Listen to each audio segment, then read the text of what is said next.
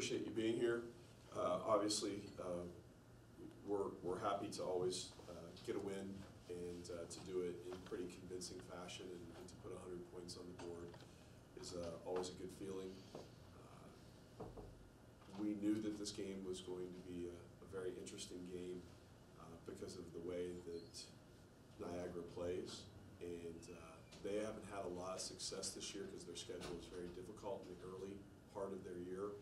But I think they're well coached, and I think they're going to stick to their system and have success when they get to their league. And that was shown last year when they made it to the conference finals.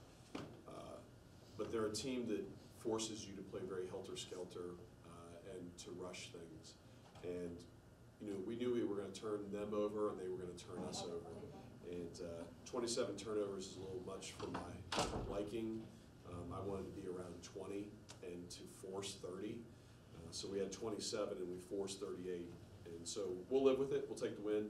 We had more than 40 deflections. We had more than 25 steals, and all but one player scored for us, and everyone played at least 9 minutes. Only one player played 9 minutes. Everyone played double-digit minutes after that. So a nice win. We took care of what we needed to do, and we'll celebrate until midnight. Dan, what would Doug Moe have said about tonight's performance? Doug Moe would have been disappointed that we only put up 100, and we played too good of defense. Because Doug Moe is the old coach of the Denver Nuggets in the mid to late 80s that really became known for the passing game and believed that it was the wave of the future. And Doug Moe has some really interesting thoughts actually on basketball in general. If you're a basketball nerd, it's very interesting to read up on him and his thoughts. You know, this is the way we want to play. And you know, I was asked by television out there, you know, what adjustments will you make for your next game? 0. This is who we are, and we're coming at you, and we're going to press you for 40 minutes, make or miss. We've talked so much about Journey's growth, but when you go 10 of 12 shooting and you just have so much confidence that that next catch is going to turn into 2 or 3 points, just how exciting is that, and how addictive do you hope that becomes across the court? Journey has been finishing at the rim at a very high level, at full speed with contorting her body. Those are really fantastic finishes in a lot of cases. And, you know, would I have liked to get her career high? Yes, but we weren't going to put her back in for something like that. We actually took the press off tonight, and I believe in sportsmanship, and I certainly don't want to embarrass anyone because I think Niagara played really hard to the final second, and that's a credit to them. But Journey obviously had a very, very good night, not only scoring the ball, but she also had 5 assists and 3 steals, and just really happy with her performance in 23 minutes. And Meg doing Meg things, but the 7 steals is what really stands out, one off of her personal best. You talked again about the 25 steals, which also I think it's a program record until I get my head shaken at. But just what does it make just having that be contagious and having the leader just be so disruptive like that? You know, Meg only took 9 shots. She was 5 for 9, 2 for 4 from the 3, 5 rebounds, 15 points, 6 assists, 7 steals. You know, it's a Meg night.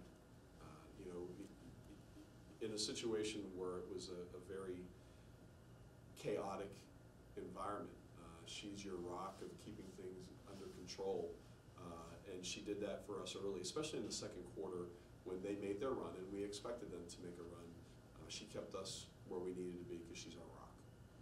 Mac, of course, the double digits was what stands out on the stat sheet, but what really stood out was her defensive play, setting up her offense. Just having her be 2 ways and showcase that tonight means what for her and what for you? I think you said it. She's a 2-way player. She's not given credit for the athleticism and quickness that she has. She's our 2nd fastest player on the team in a full court sprint. And she's got quick hands and she's aggressive. And tonight, you know, she was able to get those open looks, and she's a very good 3-point shooter. We knew the moment that we saw her at the basketball event 2 years ago that was a player that we wanted. And the future is really bright with our whole entire freshman class, but especially with Mac and Nadia, with what they're producing right now. But we feel really good about all our freshmen. The fourth quarter was a chance for you to obviously rest some legs, but just as, if not more importantly, to get extended looks on players. You saw Faith get her first points. You saw Fatu get her first points tonight. Just How important is that, not just from a confidence and continuity standpoint, but just showing just how strong and together you are? You're not happy when you go the last 2.5 minutes without a bucket and you don't score. But I don't think it was from a lack of trying or completely being undisciplined. We did not expect Niagara to say, okay, we're going to just sit back in a zone. And they ran a zone for about the last 2 minutes. And we've not practiced against zone very much all year long, especially with our younger crew. That's I can't judge them for that. I can only judge them for how hard they play. And Kelly McConnell's rebound in traffic, where she elevated and got that one rebound defensively, was fantastic. And I thought Faith did a really nice job playing defense on the ball.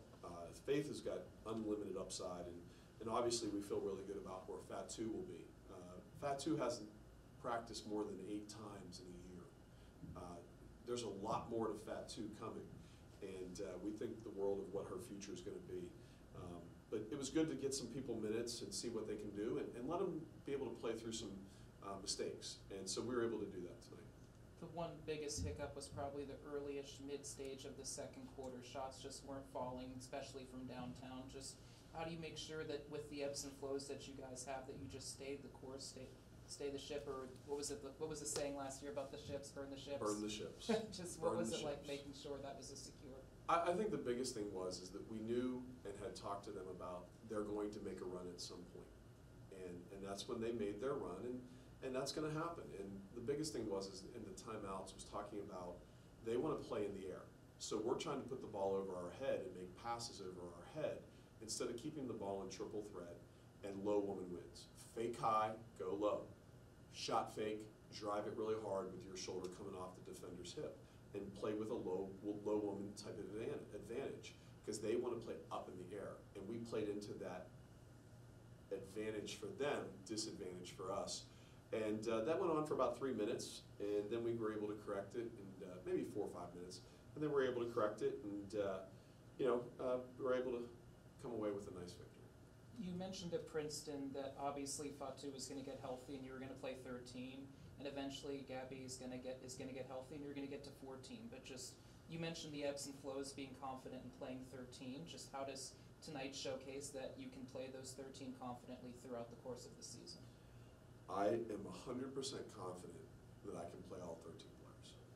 100%. But it is incredibly difficult as a coach to do that, because you don't want to disrupt rhythm, and when rhythm is not present on the floor, what is your substitution pattern?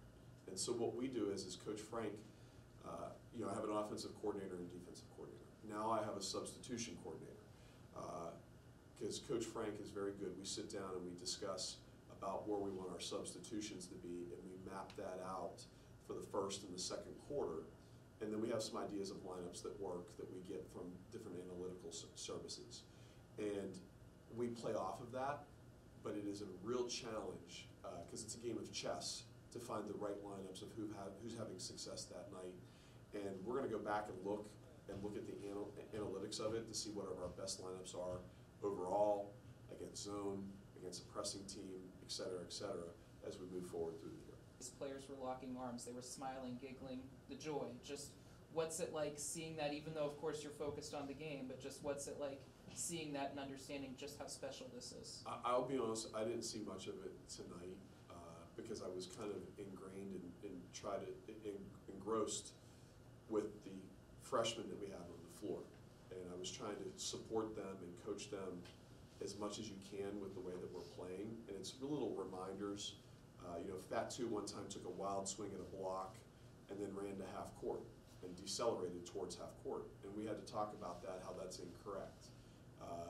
Little things where they can correct during the game to hopefully give us another chance to score more.